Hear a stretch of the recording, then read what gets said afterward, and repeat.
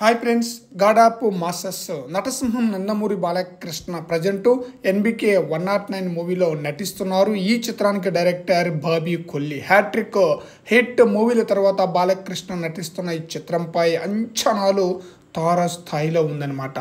శివరాత్రి పండగ కానుకగా NBK 109 movie యొక్క ఫస్ట్ గ్లిమ్స్ను రిలీజ్ చేయగా ఎలాంటి రెస్పాన్స్ వచ్చిందో మనం చూసామన్నమాట. అయితే ఈ చిత్రంలో బాలకృష్ణ 2 పాత్రలో నటించబోతున్నారు. 2 కూడా అదిరిపోయే స్థాయిలో ఉండబోతుందన్నమాట. ఆల్రెడీ మనం ఒక పాత్ర యొక్క లుక్ని అయితే గ్లిమ్స్లో చూసేసామన్నమాట. అంటే పూర్తి స్థాయిగా కనిపించలేదన్నమాట. ఆ ఫైర్లో ఆ డార్క్ మోడ్లో అయితే షూట్ చేసినట్టుగా మనకు క్లియర్గా కనిపిస్తుంది అనమాట.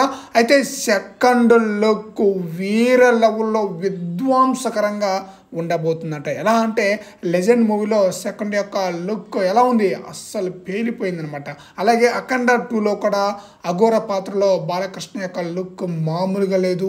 వీరసింహారెడ్డి మూవీలో కూడా సెకండ్ లుక్ అదిరిపోయిందనమాట. సింహ మూవీలో కూడా అస్సలు ఊహించని విధంగా బాలకృష్ణ యొక్క లుక్ చాలా బ్రహ్మాండంగా ఉందనమాట.